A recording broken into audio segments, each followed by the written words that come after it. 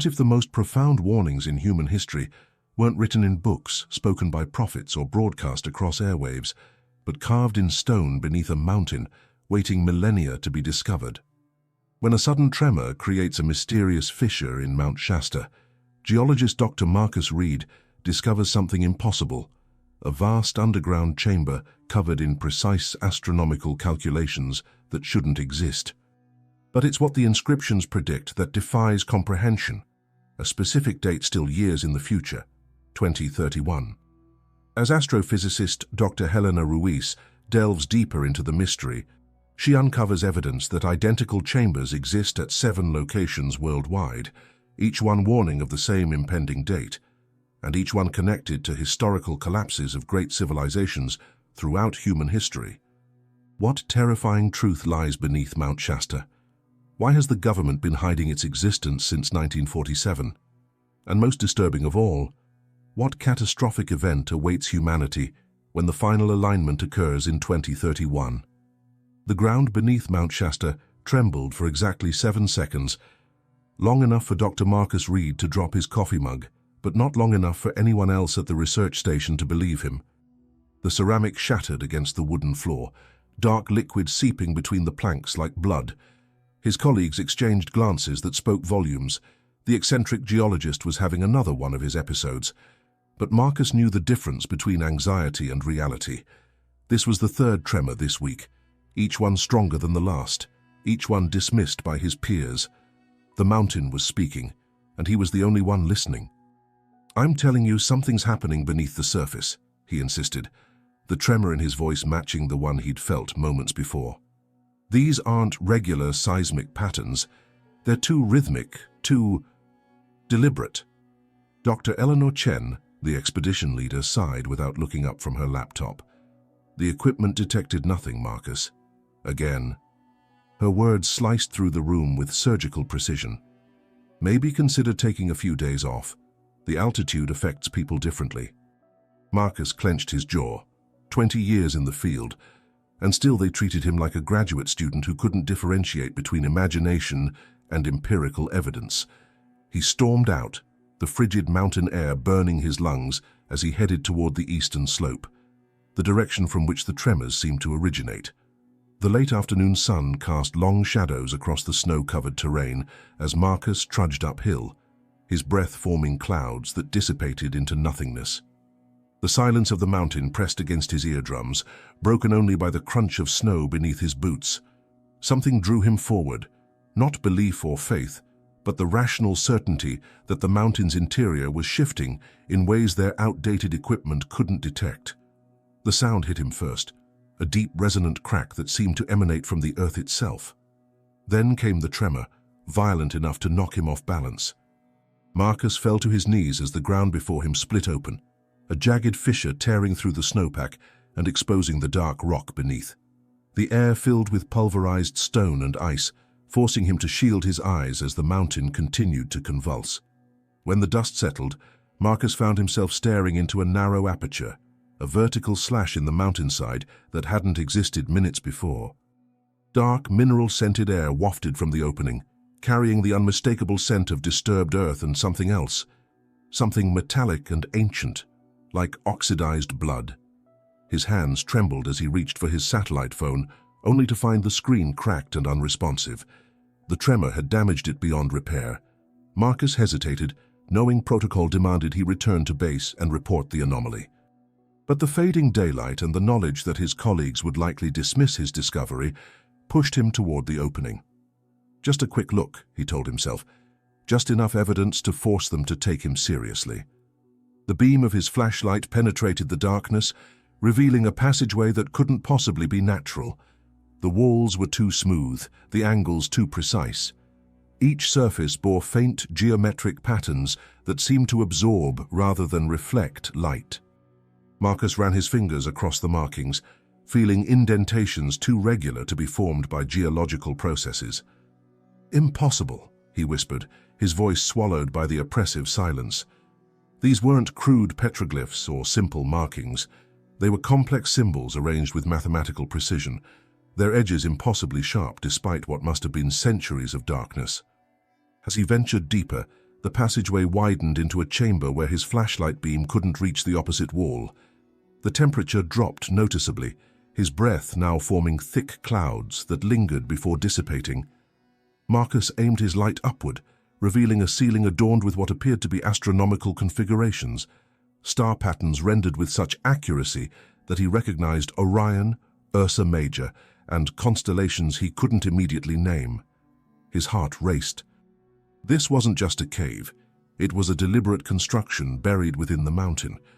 The implications threatened to overwhelm him, an advanced civilization, perhaps prehistoric, with knowledge of astronomy and architecture that defied historical timelines. Then his light caught something that stopped him cold, a section of wall that differed from the rest. It was darker, almost glossy, reflecting his flashlight beam like polished obsidian. Marcus approached slowly, his boots echoing against the stone floor. As he drew closer, he saw that the surface was covered in script, characters from multiple languages interwoven in a pattern that defied linguistic boundaries. Some resembled Sanskrit, others appeared Sumerian or Proto-Chinese, but interspersed among them were unmistakably modern numerals. Marcus's hand shook as he traced what appeared to be a date, 2031. "That's impossible," he whispered, the sound of his voice alien in the ancient chamber. How could a civilization potentially thousands of years old inscribe a date still 6 years in the future? A sudden gust of cold air extinguished his flashlight, plunging him into absolute darkness. Marcus fumbled with the switch, panic rising in his throat as his fingers failed to find purchase. In that moment of blindness, the silence of the chamber transformed into something palpable, a presence that seemed to evaluate him with cold, calculating interest. When the light finally flickered back on, Marcus noticed something he'd missed before. The patterns on the wall weren't static. They shifted subtly as he moved, as if responding to his presence. It wasn't an optical illusion or a trick of the light. The inscriptions were somehow alive, awakened by his intrusion. The date, 2031, now appeared more prominently than before, as if the wall itself had rearranged to emphasize it. Below it, a new symbol had emerged, a perfect circle bisected by a vertical line. Marcus backed away, his scientific mind racing to rationalize what he was seeing. Condensation on the wall, perhaps, or fatigue affecting his perception. But as he retreated, his light caught the reflections of dozens of similar glossy surfaces throughout the chamber, each bearing the same date, each oriented toward the center of the room where he stood. He realized with sudden clarity that he wasn't the discoverer here. He was the discovered. Whatever lay buried beneath Mount Shasta hadn't been revealed by accident. It had been waiting. The ground trembled once more, this time with greater intensity. Dust and small stones showered from above. Marcus turned to flee, but his flashlight beam caught one final inscription near the entrance, a sequence of symbols that ended with what appeared to be a human figure standing before an open door. The tremor intensified. Marcus ran, the beam of his flashlight bouncing wildly across the increasingly unstable passageway. Behind him, he could hear the grinding of stone against stone, as if the mountain itself was sealing the chamber. He emerged into the twilight just as the fissure began to close, collapsing in on itself with a sound like breaking bones. Marcus fell to the snow, gasping for air, the cold burning his lungs. When he finally looked back, the mountainside appeared undisturbed, pristine, as if the opening had never existed. But clutched in his trembling hand was the evidence, a fragment of the black glass-like material, its surface inscribed with a single symbol, the circle bisected by a line. And beneath it, the date, 2031. The news of Marcus Reed's discovery spread through academic circles like a controlled wildfire, not explosive enough to reach mainstream media, but intense enough to ignite speculation among specialized researchers. Dr. Helena Ruiz first heard about it during a late-night calibration session at Berkeley's Leuschner Observatory, where whispers of impossible markings and predictive archaeology circulated between graduate students. Helena dismissed it initially. As an astrophysicist specializing in celestial mechanics, she had no patience for archaeological sensationalism until the email arrived.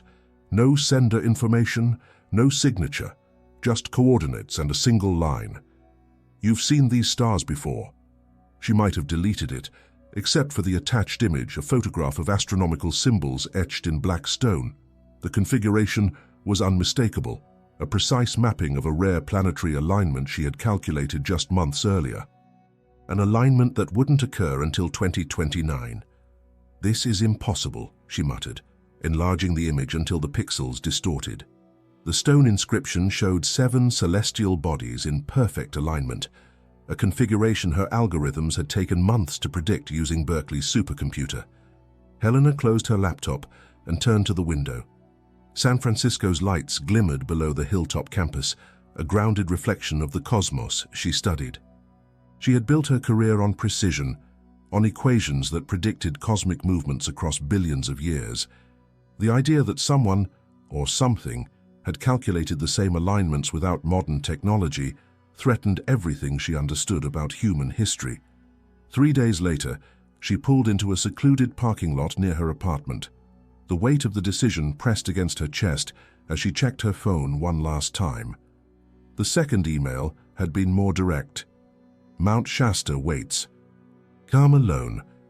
Paranoia would have been the rational response, but curiosity overwhelmed caution.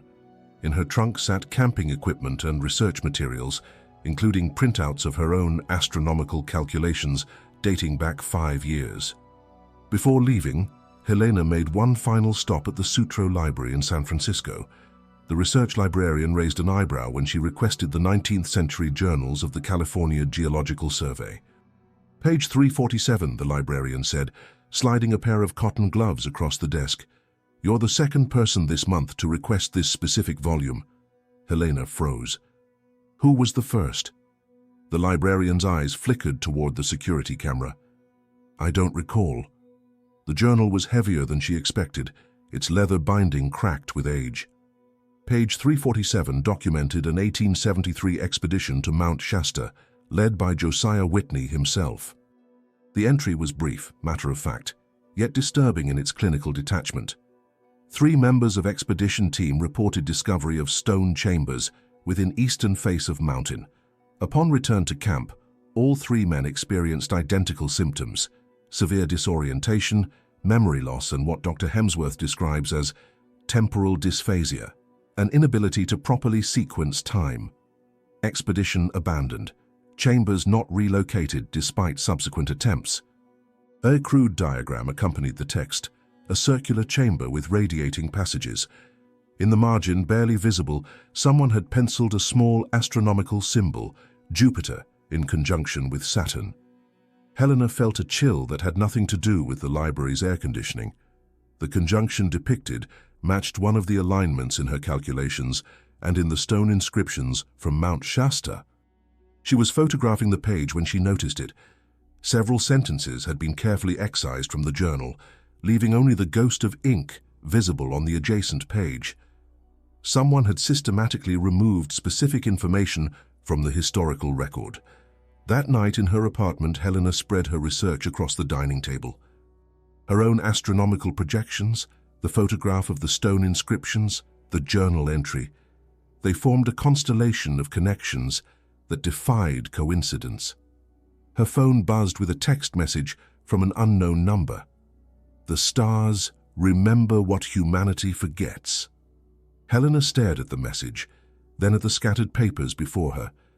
Whatever waited on Mount Shasta had somehow predicted celestial alignments centuries in advance, or had witnessed them before. The realization settled over her like a shroud. She wasn't being invited to make a discovery. She was being summoned to confirm one. Outside her window, the stars continued their ancient procession across the night sky, indifferent to the woman who now understood they had been watching humanity far longer than humanity had been watching them. The road to McLeod curved through stands of ancient pines, their shadows stretching across the pavement like elongated fingers. Helena gripped the steering wheel tighter as Mount Shasta appeared on the horizon, a solitary giant dominating the landscape, its snow-capped peak gleaming in the afternoon sun. For a moment, she considered turning back. The rational part of her brain, the part that had earned her a PhD in astrophysics, screamed that she was following an anonymous lead into potential danger. Yet she kept driving. McLeod revealed itself as a cluster of weathered buildings nestled against the mountain's base, a town preserved in amber, trapped between its logging past and uncertain tourist future. Helena parked outside the only cafe, a converted railway station with peeling paint and windows that reflected the mountain's silhouette. Inside, conversation died as she entered. 5 locals, scattered at different tables, turned to examine her with identical expressions of wary assessment. The waitress behind the counter continued wiping a glass, her movements mechanical, her eyes never leaving Helena. "Coffee, please," Helena said, settling at a corner table. "Black." The waitress nodded, still staring. "Just passing through." "Research," Helena replied, keeping her tone neutral. "Astronomical observations." A grey-haired man at the counter snorted. "Ain't nothing to see up there that hasn't already been watching us back." The cafe fell silent again. Helena felt their collective attention like a physical weight. On the wall behind the counter hung faded photographs. Families posed stiffly before the mountain, their expressions uniformly solemn. One image caught her attention, a group of men in 1950s attire standing before what appeared to be a cave entrance. The photograph had been partially obscured by a more recent one placed partially over it. The waitress slid a chipped mug across the table. "We don't get many scientists anymore." "Not since the 70s. "The observatory?" Helena asked, recalling her research. The waitress's face hardened. "Best leave old things buried." Helena spent the remainder of the afternoon attempting to engage locals in conversation, each interaction more strained than the last. References to the mountain were met with abrupt subject changes or sudden departures. By evening, she checked into the town's only motel, a series of cabins with thin walls and thinner mattresses. The night manager, a man in his 60s with calloused hands and deep-set eyes, studied her credit card too long before returning it. "Room 7. Last one on the right." As Helena turned to leave, he added, "I knew the last researcher, the one who found something in 72. She froze. "What did he find?" The man's gaze drifted toward the window, toward the mountain now cloaked in darkness. "Never said. Left his room like he was coming back. Coffee still warm, notes laid out. Just walked into the forest one morning." A pause. "They found his shoes by Spirit Lake, just his shoes." Room 7 smelled of pine cleaner and cigarettes. Helena arranged her research materials on the small desk, placing Marcus Reed's photograph of the inscriptions beside her own astronomical calculations. The similarities remained undeniable. Both showed the same celestial configuration. A soft knock interrupted her thoughts. Helena opened the door to find an elderly indigenous woman, her copper face mapped with deep lines, dark eyes sharp beneath silver hair. "You ask questions about the mountain," the woman stated. "My grandmother watched white men enter the tunnels in 1942, military men with machines. They sealed what they found." Her voice dropped. "They changed after. Same faces, different souls." Helena's scientific skepticism wrestled with the woman's certainty. "What do you mean, different souls?" "When they came back, they looked the same, but inside empty, like something else lived in their skin." The woman glanced toward the mountain. "You think you seek knowledge, but knowledge is also seeking you."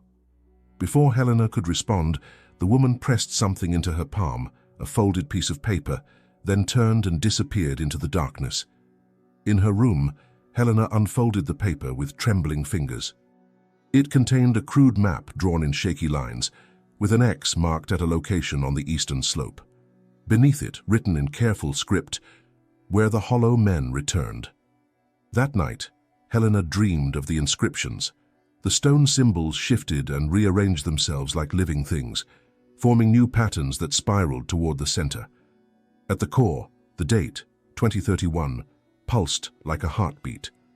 She woke with a start, drenched in sweat despite the room's chill. The desk chair, which she'd left facing the window, now pointed toward her bed. On its seat lay an envelope she hadn't seen before.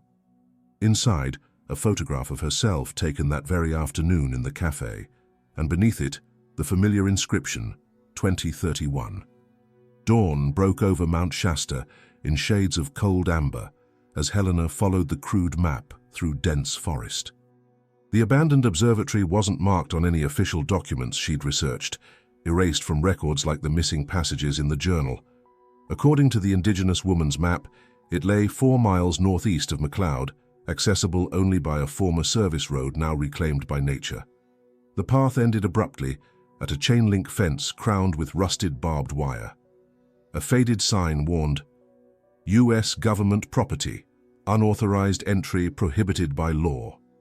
The padlock on the gate had long since surrendered to the elements, hanging open like a broken promise. Beyond the fence stood a concrete dome, its once white surface stained with decades of rainfall and forest debris. Surrounding it were smaller outbuildings, housing for researchers who had once watched the stars from this isolated perch. Nature had begun the slow work of reclamation. Vines snaked through broken windows and saplings pushed through cracks in the pavement. Helena approached the main building, her footsteps crunching on broken glass. The entrance gaped open, its heavy door hanging from a single hinge. She flicked on her flashlight, its beam cutting through the gloom to reveal an interior frozen in time. Dust-covered equipment lined the walls, analog computers, chart recorders, and mechanical calculators from another era. Papers were scattered across the floor as if someone had left in a hurry, their research too urgent to organize. A coffee mug sat on a desk, a brown ring staining its interior. The last drink of a scientist who never returned to finish it. "What happened here?" Helena whispered, her words absorbed by the dead air. The observatory's dome dominated the center of the building, its slit permanently open to the sky like a cyclopean eye.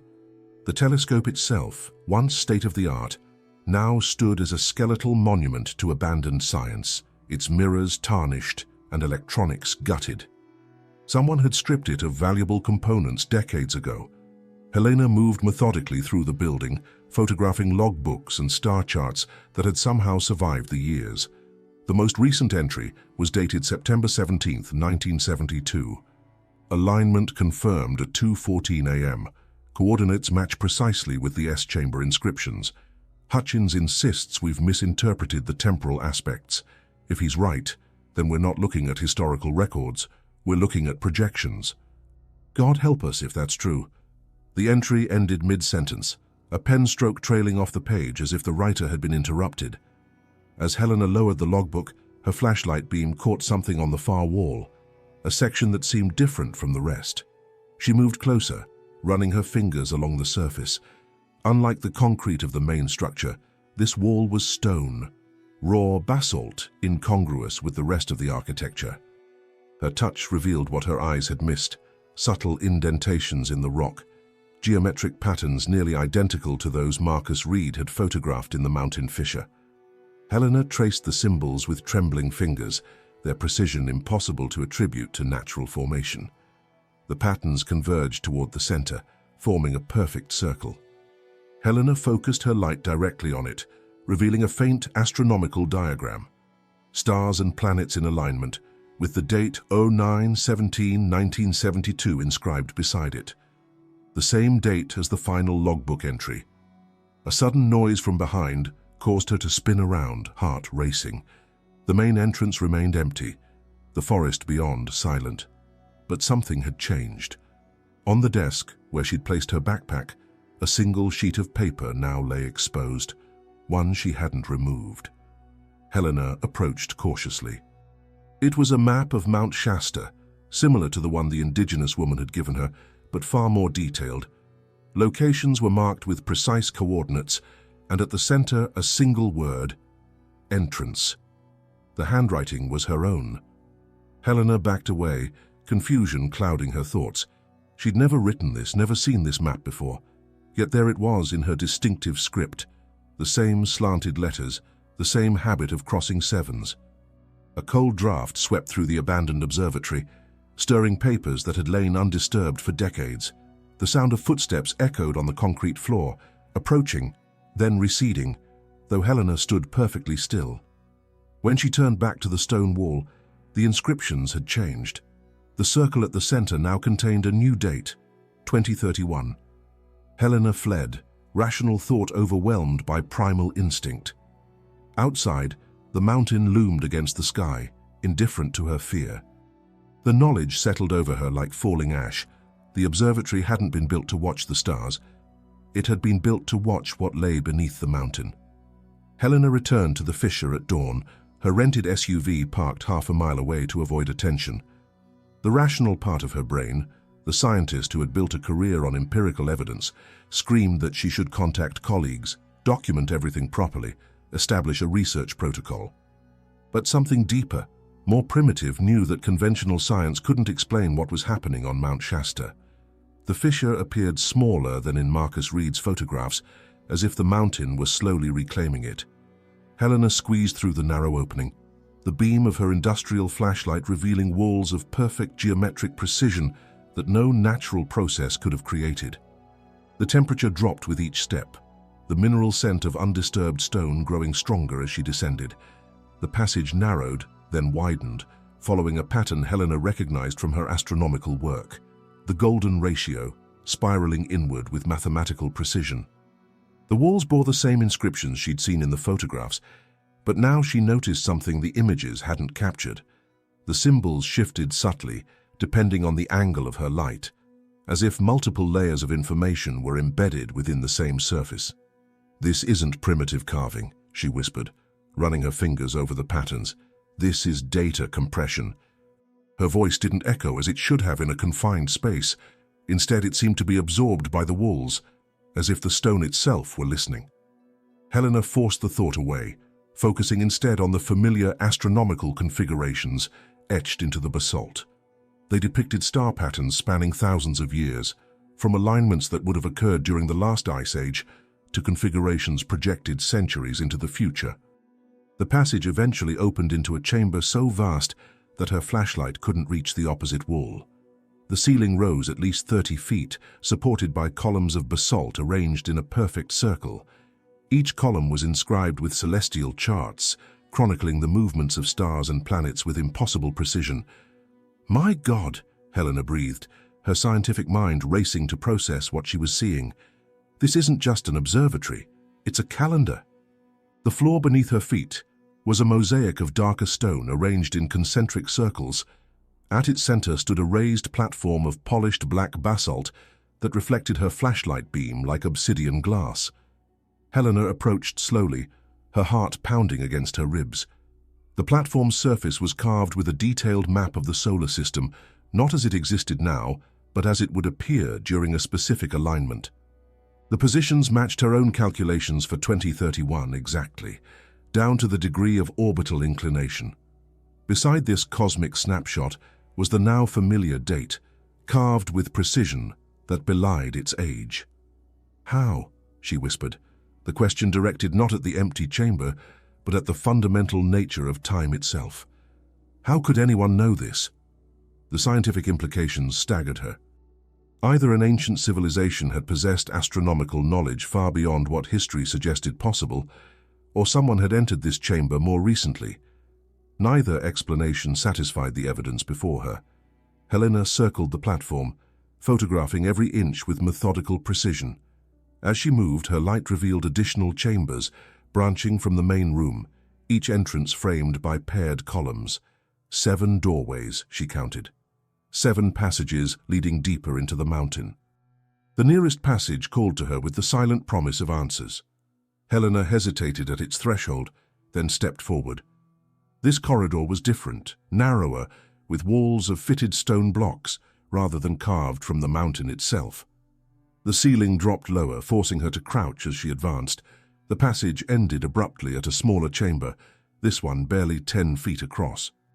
Unlike the grand astronomical displays of the main cavern, this room contained something far more disturbing.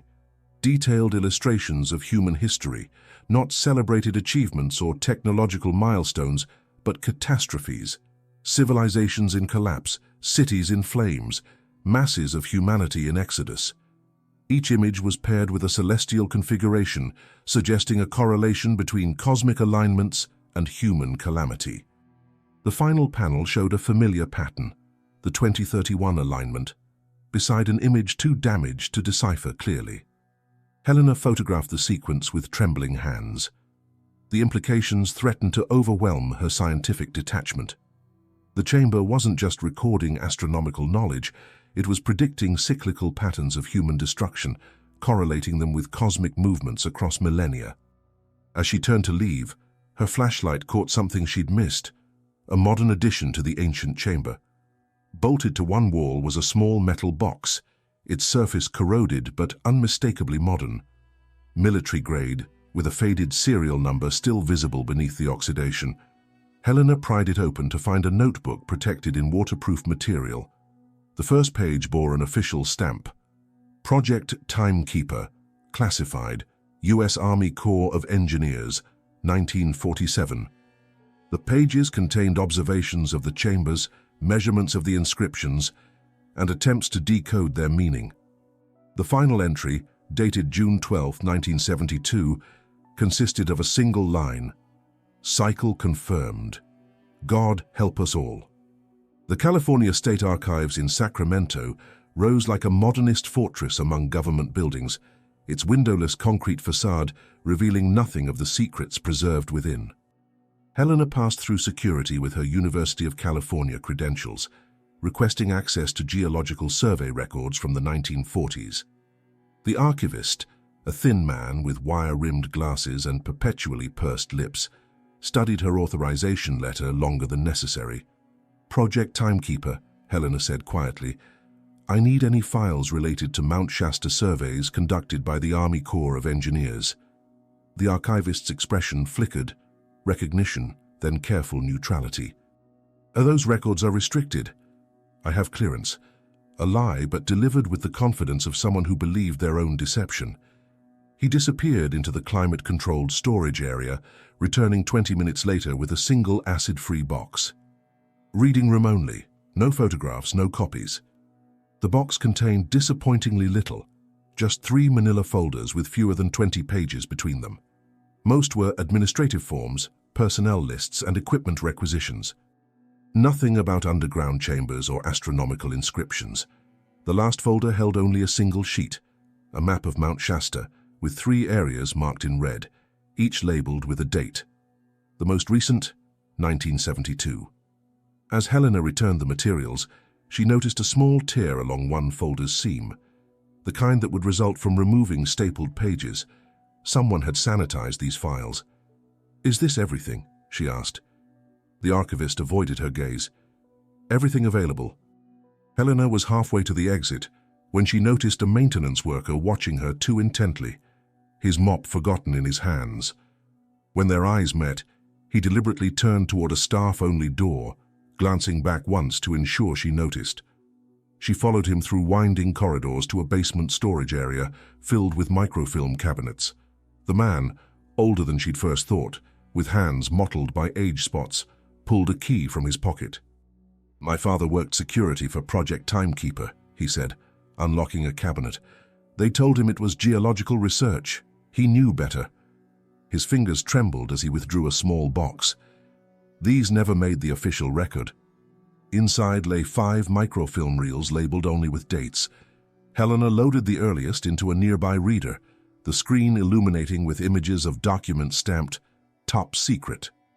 The first report, dated August 1947, detailed the initial discovery of the anomalous subterranean structure beneath Mount Shasta during routine geological surveys. Subsequent pages documented the military's swift classification of the site, the hasty assembly of specialized research teams, and the establishment of a perimeter disguised as environmental research. The scientific observations started clinically enough: measurements, material analyses, attempts to date the structures. But the tone shifted in later reports. The lead geologist described the inscriptions as chronologically impossible, while the chief archaeologist noted that carbon dating placed the chamber's construction beyond the range of known human civilization. Most disturbing were the psychological evaluations of team members. After prolonged exposure to the chambers, researchers reported temporal disorientation, dissociative episodes, and recurring nightmares featuring astronomical configurations. 3 scientists were removed from the project after developing what one psychiatrist termed acute chronoperception disorder, an inability to experience time in linear sequence. The final microfilm contained photographs Helena hadn't seen before, close-ups of inscriptions showing precise orbital calculations, stellar drift compensations, and eclipse predictions spanning thousands of years. In the margin of one image, someone had written, "Not historical record, projective calculation." The last document was a memorandum dated October 1972, ordering the immediate termination of all research activities and the sealing of all known entrances to the subterranean structure. The reason cited was potential threat to temporal stability and national security. The final paragraph chilled Helena's blood. Evidence suggests the Mount Shasta structure is one of 7 globally distributed astronomical calculation centers of identical design and unknown origin. All sites correlate to significant historical collapse events and all indicate critical alignment in 2031. Recommendation: immediate classification under National Security Directive 47B and ongoing quarantine of all sites. The report ended with a single sentence, underlined twice: "The cycle repeats." As Helena processed this revelation, the maintenance worker returned, his face taut with anxiety. "There's someone asking for you at reception. Government ID, not university." Helena quickly rewound the microfilm and returned it to its box. "Is there another way out?" He led her through a service corridor to a loading dock. As the door closed behind her, he pressed a folded paper into her hand. "My father said to give this to whoever came asking the right questions." Outside, Helena merged into the flow of pedestrians, her mind racing to process what she'd discovered. The government had known about the chambers for decades, had studied them, feared them, and then deliberately buried the knowledge. In a coffee shop 3 blocks away, she finally unfolded the paper. A faded photograph of 7 locations marked on a world map, connected by lines that formed a familiar constellation. In the corner, a single word had been written in faded ink: quarantine. Helena's apartment in Berkeley had become a war room. 3 weeks after her escape from Sacramento, every flat surface was covered with astronomical calculations, historical timelines, and satellite maps. The walls displayed enlargements of the inscriptions, arranged chronologically based on the celestial events they depicted. Red thread connected correlating events, creating a web of relationships too complex for anyone else to decipher. She hadn't slept properly in days. Coffee cups accumulated in the sink as she worked obsessively, her academic responsibilities abandoned. Twice, the department chair had called expressing concern about her missed lectures. Helena had mumbled excuses about illness, then unplugged her phone. The pattern was undeniable. The inscriptions weren't mere astronomical recordings. They were warnings. Each major celestial alignment depicted in the chambers corresponded with a historical collapse of civilization. The fall of Mesopotamian city-states, the Bronze Age collapse, the fall of Rome, the Mayan decline. The correlation was too precise to be coincidence. At the center of her analytical web sat the final prediction: 2031, 6 years away. A complex alignment involving 7 planets, the likes of which occurred only every several thousand years.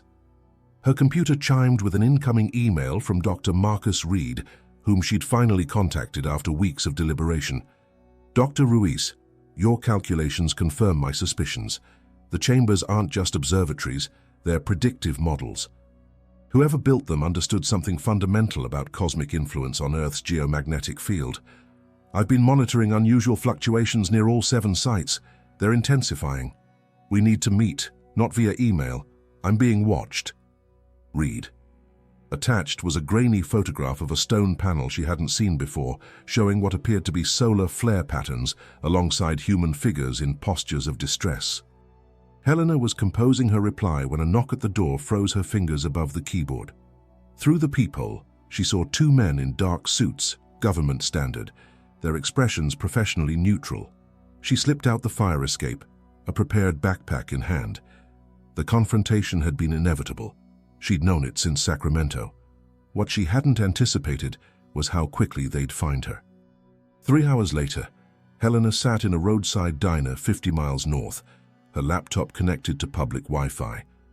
The television above the counter played local news, the volume too low to hear. But the images caught her attention. Her own university building, surrounded by what the caption identified as federal agents investigating potential academic espionage. They were manufacturing a cover story to explain their interest in her work. Helena's hands trembled as she transferred her research to an encrypted cloud server. The implications of what she discovered went beyond academic curiosity now. If the government had hidden this knowledge for decades, what else were they concealing about the 2031 alignment? Her phone vibrated with a text from an unknown number. Eclipse viewing point, midnight. The partial solar eclipse, a minor astronomical event that wouldn't be visible from California, was scheduled for that night. Only someone familiar with her research would use such specific terminology. It had to be Reed. The designated coordinates led her to an abandoned fire observation tower in the coastal range. Reed was already there, a gaunt figure silhouetted against the night sky. His once trim beard had grown wild, and his eyes darted continuously toward the surrounding forest. "They've been inside the chambers for decades," he said, without preamble. "The military. Studying the technology, trying to understand it." "Technology?" Helena's scientific skepticism flared. "The chambers are stone." Reed's laugh was hollow. "The stone is just the interface. There's something else beneath, something that powers the predictive capabilities. They've been reverse engineering it since the 40s. He spread a series of classified documents across a makeshift table, material Helena suspected he shouldn't possess. They detailed energy readings, magnetic anomalies, and unexplained radiation patterns from beneath Mount Shasta. "The chambers aren't just predicting events," Reed continued, his voice dropping. "They're synchronized with them. Each alignment triggers geomagnetic fluctuations that affect human brain chemistry on a global scale. Aggression, fear, irrationality, they spike during these periods." Helena struggled to reconcile this claim with her scientific worldview. "That's not possible." "Isn't it? Look at history. Every major collapse follows the same pattern: resource strain, social fragmentation, then collective madness. We attribute it to economics or politics, but what if there's an underlying trigger, a physical mechanism that destabilizes human cognition at specific astronomical intervals? The eclipse would be starting now, invisible to them but occurring nonetheless. As if on cue, Reed's portable radio crackled with breaking news. Unexpected riots had erupted in 3 major cities, with authorities unable to identify a catalyst. Reed's eyes met hers, vindication and terror mingling in his gaze. "It's already beginning. The 2031 alignment isn't just another cycle, it's a convergence point. All 7 celestial bodies, perfectly aligned for the first time in 12,000 years. The realization settled over Helena like a shroud. The chambers weren't built to observe the stars, they were built to warn us about them. 3 days after meeting Reed, Helena returned alone to Mount Shasta. The mountain stood silent against the dawn sky, indifferent to the knowledge it harbored, or the decision that now weighed on her shoulders. She carried only a small backpack containing water, emergency supplies, and a digital camera. The fissure had changed. Where before it had been narrowing, now it gaped wider, as if the mountain itself were exhaling. The perfect geometric edges of the entrance had cracked in places, revealing natural stone beneath the precision-cut surfaces. Something was destabilizing the structure. Helena descended through now familiar passages, her flashlight beam revealing new fractures in the walls. The inscriptions remained intact, their astronomical precision undiminished by the structural decay around them. She moved deeper, past chambers she'd already documented, following a mental map toward the heart of the complex. The central chamber appeared different in the harsh light of her knowledge. What had initially seemed like a marvel of ancient engineering now revealed itself as something more disturbing. A warning system built by people who had witnessed previous cycles of civilization's collapse. The astronomical calendar that dominated the chamber floor wasn't celebrating celestial movements, it was counting down to them. Helena circled the chamber methodically, her camera capturing images of panels she'd overlooked in earlier visits. One sequence particularly demanded attention: carved figures depicting crowds in various states of collective behavior. The first showed orderly groups, then increasingly chaotic gatherings, culminating in scenes of violence and exodus. Each panel corresponded to a specific celestial alignment. The message was unmistakable. The chambers weren't predicting astronomical events alone, but their apparent effect on human society. The builders had somehow recognized a pattern, a correlation between cosmic alignments and human behavior, and had constructed these warning systems at 7 locations globally. A passageway she hadn't noticed before caught her attention, narrower than the others, partially concealed behind a column. Helena squeezed through, finding herself in a chamber unlike any she'd documented.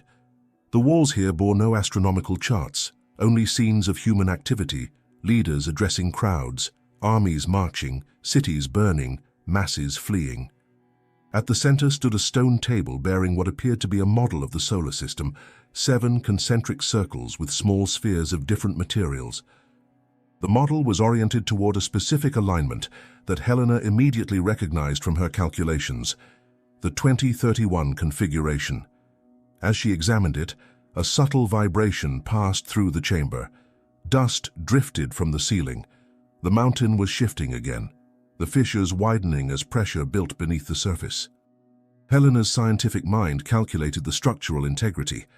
How long before these chambers collapsed entirely? Her flashlight beam caught something embedded in the wall behind the model, a modern addition, like the military box she'd found earlier. A data storage device protected in waterproof housing with a simple paper note attached, for whoever comes next.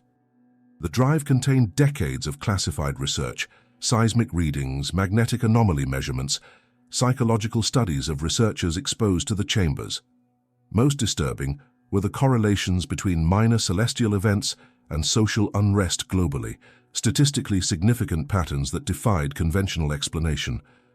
The final file was a video message from a scientist identified only as Project Lead 1994-2012. The woman's face was haggard, her eyes haunted. If you're watching this, you've discovered what we did. The chambers predict a cycle of human cognitive vulnerability triggered by specific astronomical alignments. The effect amplifies existing social tensions until they reach catastrophic levels. We've experienced minor events, but 2031 represents a complete alignment unseen since the last global collapse of civilization. The government knows. They've been preparing, not to prevent it, but to control its aftermath, to shape whatever rises from the ashes. The video ended abruptly. Helena sat in silence, the weight of comprehension crushing against her chest. The choice before her was impossible. Reveal everything and risk accelerating the panic that would trigger societal collapse, or withhold the information and betray her scientific integrity and humanity's right to prepare. Another tremor shook the chamber, stronger this time. Cracks spread across the ceiling, small stones pattering around her. The mountain was reclaiming its secrets. Helena had minutes, perhaps, before the passage would become impassable. She packed the data drive securely, took one final photograph of the chamber, then turned toward the exit. The decision she would make to reveal or conceal would affect the future of civilization. Not because the alignment itself would cause destruction, but because humanity's knowledge of it might trigger the very collapse the chambers had predicted. As Helena emerged into daylight, the fissure collapsed behind her with a sound like distant thunder. The mountain had spoken its final word. Now the choice was hers alone. The camera in her hand contained the evidence. The truth humanity might not be ready to face. The warning of cycles that had repeated throughout history and would soon come again. As the dust settles on this archaeological thriller, we're left with the same impossible choice that haunts Helena Ruiz. Knowledge has always been humanity's greatest power, but also its most dangerous possession. Some truths once revealed cannot be unlearned. Some warnings once heard cannot be unheard. What would you do, standing at the threshold of revelation? Would you share a truth that might trigger the very catastrophe it predicts, or would you bear the burden of silence, carrying the weight of foreknowledge alone? Perhaps the most profound mysteries aren't found in ancient chambers or celestial alignments, but in the moral labyrinths of human responsibility, the impossible decisions that define who we are in moments of crisis. If this journey beneath Mount Shasta has captured your imagination, there are countless more mysteries waiting to be unraveled. Follow our channel for weekly explorations into history's darkest corners and most perplexing enigmas. Like and share this video to help others discover the thin line between historical fact and the unexplained. Remember, the greatest mysteries aren't always those hidden from us, but those we choose not to see.